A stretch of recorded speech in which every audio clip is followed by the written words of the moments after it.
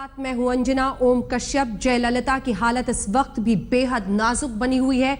समर्थकों का हुजूम अस्पताल के बाहर बना हुआ है।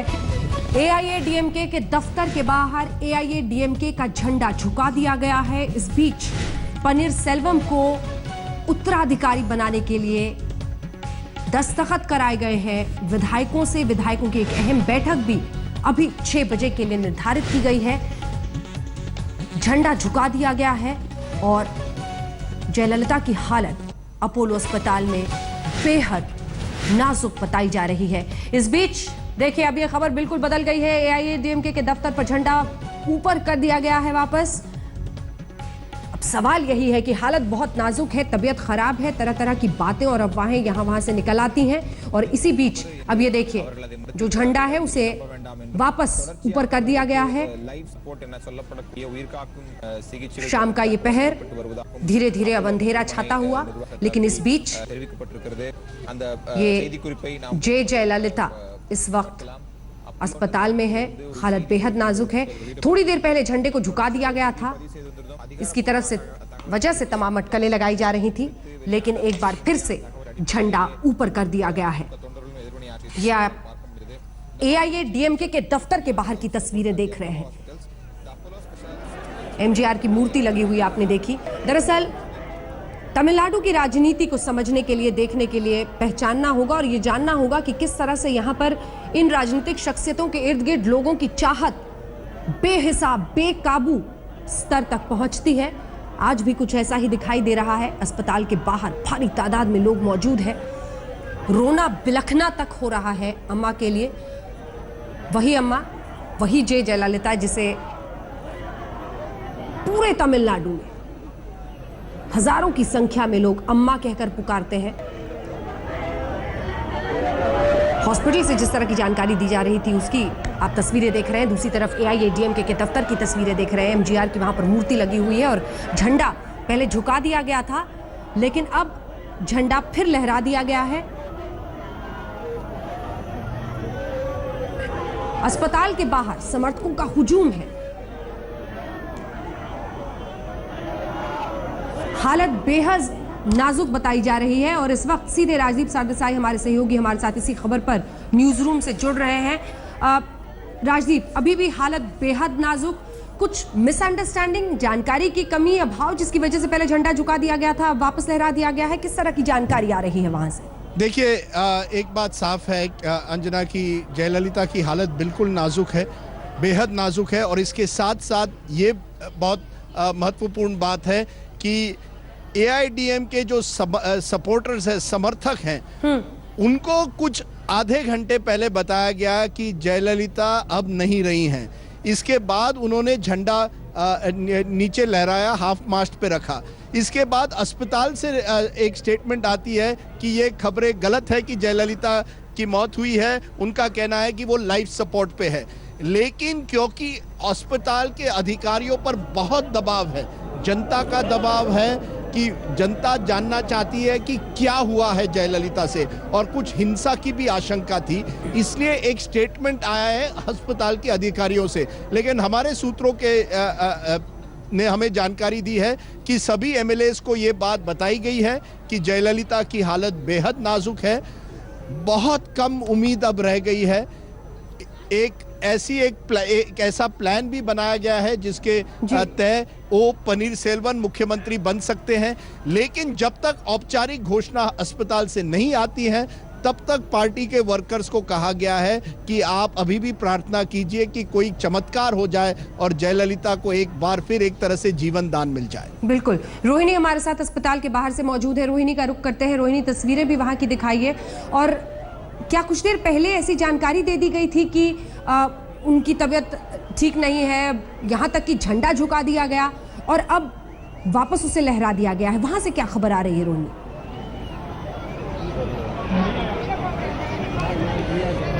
जी, अगर मैं दिखा सकती हूँ कि किस तरह से यह स्थिति अपोलो हॉस्पिटल में है। आप देख सकते हैं कि पूरी तरह से गेट बंद किया गया है। पहले तो यहाँ पे लोगों की आवाजाही थी, पर अभी उसको कम्प्लीटली बंद कर चुके हैं। पुलिस की तैनात भी कर चुके हैं। अभी कुछ ही देर पहले वेंकैया नायडू भी यहाँ पे पहुंच गए हैं और वो यहाँ पे डॉक्टर से मिलके पूरी जो स्थिति है उनको समझ के फिर यहाँ पे एक मीडिया स्टेटमेंट भी देने वाले हैं। ये पहली सेंट्रल गवर्नमेंट की तरफ से स्टेटमेंट होगी कि उनकी हालत कितनी गंभीर है और डॉक्टर्स क्या कह रहे हैं। अब थोड़ी ही देर पहले एक मेडिकल बुलेटिन भी निकाला गया था और ये मेडिकल बुलेटिन दूसरा बुलेटिन है जो दिन में निकाला गया है और मैं अगर मैं पढ़ के संक्षेप में बता सकती हूँ कि मुख्यमंत्री अभी भी लाइफ सपोर्ट में है और अपोलो के स्पेशलिस्ट और एम्स के स्पेशलिस्ट अभी भी उनकी देखभाल कर रहे हैं और बहुत ही क्लोजली मॉनिटर कर रहे हैं। एक और उन्होंने सेंटेंस ये लिखा है कि कुछ टीवी चैनल्स हैं जो गलत इंफॉर्मेशन दे रहे हैं कि मुख्यमंत्री की मौत हुई है, ये कंप्लीट टोटली बेसलेस और फॉल्स है, ये सही नहीं है और इसको जल्द से जल्द ये अपने चैनल्स में निकाला जाए और ये पुष्टि करते हुए उन्होंने एक मीडिया रिलीज रिलीज किया है।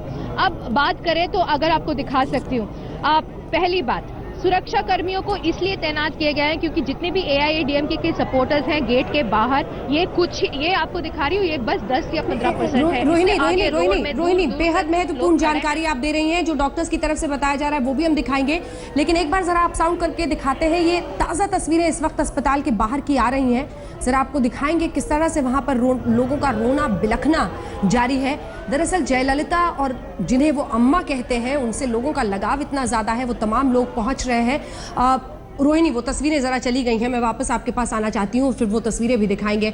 ये तो बड़ी बात है, मतलब इधर उधर से ऐसे वक्त पर कुछ रूमर्स फैला दिए जाते हैं जिसकी वजह से परेशानी होती है। अस्पताल ने खुलकर बाहर आकर कहा है कि नहीं, कुछ नहीं हुआ है, गलत खबर है, जो भी टीवी वाले ऐसे चला रहे हैं बंद कीजिए और इस तरह की गलत जानकारी नहीं फैलाई जानी चाहिए। जब तक अस्पताल से आधिकारिक रूप से नहीं कोई ऐलान किया जा सकता है, तब तक कोई भी ऐलान नहीं किया जाता है, तब तक इंतजार करना चाहिए। रोहिणी बिल्कुल, और यही बताया जा रहा है कार्डर को कि जब तक कोई भी ऐलान अस्पताल की तरफ या सरकार की तरफ से ना आए तब तक के लिए आप अपने इमोशंस पे काबू रखिएगा। और उनको भी यही कहा गया है कि पूरी जो जानकारी है उनको जानकारी होने के बाद ही वो कुछ भी अपने जो इमोशनल आउटबर्स्ट है या दिखाना चाह रहे हैं वो दिखाएं, क्योंकि आजकल की सोशल मीडिया के जब हम देख रहे हैं कि बहुत सारे मैसेजेस यहाँ वहाँ जाते हैं और कोई उस पर पुष्टि नहीं कर पाता है कि क्या सही और क्या गलत है, और उसको देखते हुए उन्होंने बहुत ही क्लियर इंस्ट्रक्शंस भी दिए हैं कार्डर को, ADMK के कार्डर को। इसके अलावा पूरे तमिलनाडु में जितने भी लोग हैं उनको डिस्ट्रिक्ट कलेक्टर्स को भी बताया गया है कि हर गांव जाके हर किसी को बताया कि जब तक सरकार की तरफ से कोई पुष्टि ना हो वो कोई भी यहाँ पे कोई प्रोटेस्ट या इस तरह से लोग नहीं भीड़ करके हंगामा नहीं कर सकते। दूसरी बात यह है कि बहुत सारे लोग जो यहाँ पे आए थे उनका कहना था कि अंदर उनकी हालत काफी गंभीर है। अगर मैं आपको उनकी हेल्थ के बारे में बताऊं जल्दी से, पहले वो प्रेस रिलीज दिखा देती हूँ कि यही है वो प्रेस रिलीज जहाँ पे बोला था उनकी हालत गंभीर है। उसके बाद कुछ इन्फॉर्मेशन जो आ रही है वो ये था कि कल शाम को 4 बजे ऐसे एक मीडिया प्रेस रिलीज जारी किया था कहते हुए वो ठीक है। 5 बजे उनको दिल का दौरा पड़ गया। 5 बजे तभी दिल का दौरा पड़ा जब उनके पास बगल में डॉक्टर खड़े हुए थे। 40 मिनट पूरी तरह से CPR करने की कोशिश की गई थी, उन्होंने रिस्पॉन्ड नहीं किया, फिर भी उनको लाइफ सपोर्ट में तुरंत डाला गया और उनको वेंटिलेटर में डाला गया था। उसके बाद से अब तक के लिए वो लाइफ सपोर्ट में है और ये भी वो प्रेस रिलीज कह रही है कि अभी भी वो लाइफ सपोर्ट में है। तो अब तक के लिए यही जानकारी। और डॉक्टर रिचर्ड बील जो UK से डॉक्टर आए उन्होंने भी एक पत्र लिखा है ये कहते हुए उनकी हालत काफी गंभीर है। पूरी कोशिश किया जा रहा है लोगों की तरफ से, डॉक्टर की तरफ से, कि उनकी हालत पूरी तरह से मॉनिटर करें। बिल्कुल, राजदीप भी हमारे साथ लगातार न्यूज रूम से बने हुए हैं। आशीष पांडे हमारे सहयोगी हमारे साथ इसी खबर पर जुड़ गए हैं। राजदीप, आपके पास आने से पहले एक बार जल्दी से आशीष के पास चलते हैं। आशीष, वहां की तस्वीरें दिखाइए आपके इर्द गिर्द जहां पर भी आप इस वक्त मौजूद हैं। तस्वीरें बयां कर रही हैं कि अम्मा के समर्थक इस वक्त इमोशनली, भावनात्मक रूप से कितने चार्ज्ड हैं। ये वो लम्हा है जो शायद सबसे भारी उन पर पड़ रहा है। वो चाहते हैं कि जल्द से जल्द या तो खबर आए कि वो अब बेटर हो रही हैं या इसी तरह की खबर के इंतजार में ये सभी लोग दुआएं मांग रहे हैं वहां पर। अंजना, आपने बिल्कुल सही कहा, यहाँ अम्मा के समर्थक हैं, ये सारे लोग आप देख सकते हैं यहाँ पर इंतजार कर रहे हैं। अभी थोड़ी देर पहले थोड़ी सी उत्तेजना भी आई थी इनके अंदर, लेकिन अब स्थिति सामान्य है। सुरक्षा काफ़ी बढ़ा दी गई है। यहाँ पर आप देख सकते हैं बैरिकेड डाल दिया गया है, भारी संख्या में यहाँ सुरक्षा कर्मियों को तैनात किया गया। पूरा ये जो ग्राहम्स रोड का रास्ता है, ग्राहम रोड से हॉस्पिटल तक का रास्ता, पूरे रास्ते पे इस पूरे लेन में पुलिस कर्मियों को तैनात कर दिया गया है। अभी केंद्रीय मंत्री वेंकैया नायडू अपोलो हॉस्पिटल के अंदर पहुंचे हैं, वो अभी हॉस्पिटल के अंदर गए हैं और उनके बाहर आने का इंतजार हो रहा है। जाहिर तौर पे यहाँ वीआईपी और वीवीआईपीज़ का भी तांता लग रहा है। पुलिस के आला अधिकारी हैं, मंत्री हैं, कैबिनेट मंत्री हैं, केंद्र सरकार के मंत्री हैं, सभी यहाँ पहुँच रहे हैं। अभी जो अपोलो हॉस्पिटल ने जो प्रेस रिलीज जारी किया है, उससे जाहिर तौर पे यहाँ पर स्थिति जो थोड़ी देर पहले थोड़ी तनावपूर्ण हुई थी, वो अभी सामान्य है। यहाँ पर लोग अब फिर से अम्मा के सुखद कुशल क्षेम के लिए प्रार्थना करने में जुट गए हैं। आप देख सकते हैं यहाँ पर पूरे जो ये कैडर्स हैं एआईएडीएमके के, ये सारे लोग कल शाम से यहाँ पर इकट्ठा हैं, कल शाम से इस जगह पर यहाँ बने हुए हैं।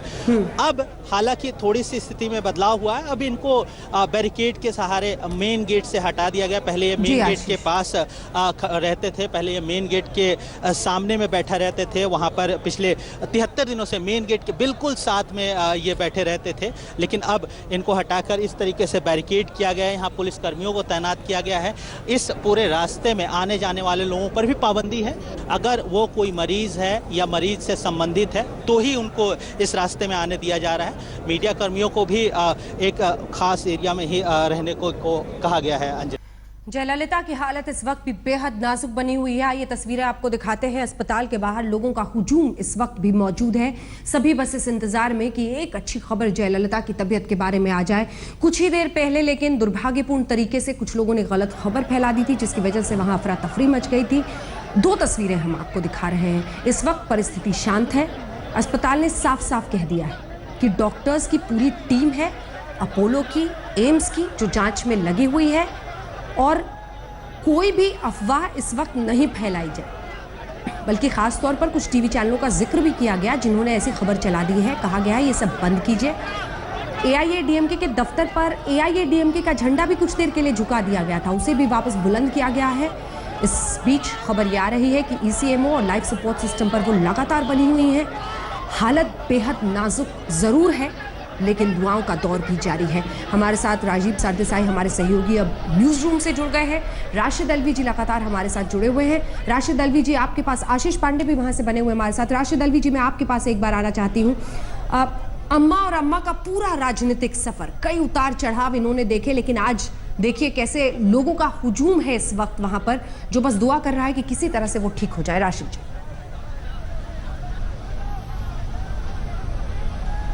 देखिए, जयललिता जी का कमाल ये था कि वो अपने आप में अपर कास्ट थी और बहुत नौजवानी की हालत में मुख्यमंत्री बनी 91 के अंदर। उस वक्त बहुत लोग कहते थे कि तमिलनाडु में बैकवर्ड क्लासेस की तादाद बहुत ज़्यादा है, ये कैसे समझ पाएंगी उनकी फीलिंग्स को, उनकी समस्याओं को। लेकिन न सिर्फ ये कि जयललिता एक कामयाब मुख्यमंत्री रही, कितनी बार बनी 91 के बाद, 40-42 साल की उम्र में वो मुख्यमंत्री बन गई थी। और आज जो माहौल है तमिलनाडु में, जिस तरीके से लोग रो रहे हैं, चिल्ला रहे हैं, उनके लिए दुआएं तो सारा हिंदुस्तान मांग रहा है। इससे पता चलता है कि उनकी पॉपुलैरिटी किसी एक कास्ट, किसी एक बिरादरी में नहीं थी। पूरा तमिलनाडु उनके साथ था, वहाँ के लोग उनके साथ थे। और बहैसियत मुख्यमंत्री के दूसरी बार बनी लगातार इस बार, और उन्होंने तमिलनाडु में जो काम किया गरीबों के लिए, 2 रुपए 2.5 रुपए में सब लोगों को पेट भर के खाना दिया, ये वहाँ के लोगों के बीच में उनका काम है। और यही वजह है कि आज लोग रो रहे हैं और उनके लिए दुआएं मांग रहे हैं। मेरी भी दुआ उनके साथ है कि जयललिता जी कोई चमत्कार हो और उन्हें हेल्थ मिले, स्वास्थ्य मिले, तंदुरुस्ती मिले, और एक बार फिर वो मुख्यमंत्री की हैसियत से तमिलनाडु के अंदर काम करें। राजदीप, क्योंकि आप लगातार वहां पर लोगों से बातचीत कर रहे हैं, आपके जरिए समझना चाहेंगे क्योंकि बहुत मुश्किल वक्त है ये। ऐसे वक्त पर कोई भी कुछ कहने से इस वक्त बहुत हिचकिचाता है, बहुत मुश्किल वक्त ये। बिल्कुल अंजना, और अगर आप इतिहास में देखें तो 1987 में जयललिता के जो मेंटोर थे, जो एक तरह से जिन्होंने उनको राजनीति में लाया था, एमजीआर, जिन्होंने एआईडीएमके बनाई थी, जब उनकी मौत हुई थी तो इसी तरह से आपने देखा होगा कई लोगों ने सेल्फ इमोलेशन किए, खुद को वहां जलाया, पैनिक हुआ था और कई सालों तक एआईडीएमके में एक झगड़ा रहा कि एमजीआर के बाद कौन, क्योंकि ये जो पार्टी है इसमें पर्सनालिटी कल्ट बहुत है। एमजीआर का एक पर्सनालिटी कल्ट था, आज जयललिता का है। लोग केवल जो एआईडीएमके से जुड़ते हैं वो केवल पार्टी से नहीं जुड़ते लेकिन व्यक्ति से भी जुड़ते हैं। हाँ। तो जयललिता एक ऐसी व्यक्ति थी जिनकी एक तरह से पूरी जो आइडेंटिटी है वो एआईडीएमके से जुड़ी हुई है। इसलिए जब आज ये खबरें आने लगी है कि जयललिता बहुत ही क्रिटिकल है, तब जो वर्कर है वो एक तरह से कहेंगे जैसे उसे लगता है कि मैं जो सिंबल थी जिसकी वजह से मैं राजनीति में आई हूं या आया हूं, हाँ। वो सिंबल मुझसे दूर हट रहा है। हाँ। वो एक मैस्कॉट जो था, हाँ। वो निकल रहा है। वेंकैया नायडू पहुंच गए, वहां की और वेंकैया नायडू की बड़े अच्छे रिश्ते रहे हैं जयललिता से।